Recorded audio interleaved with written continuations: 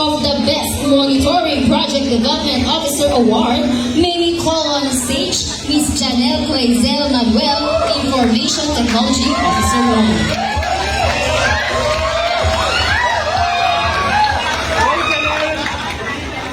Ladies and gentlemen, the winner for the Best Monitoring Project Development Officer category is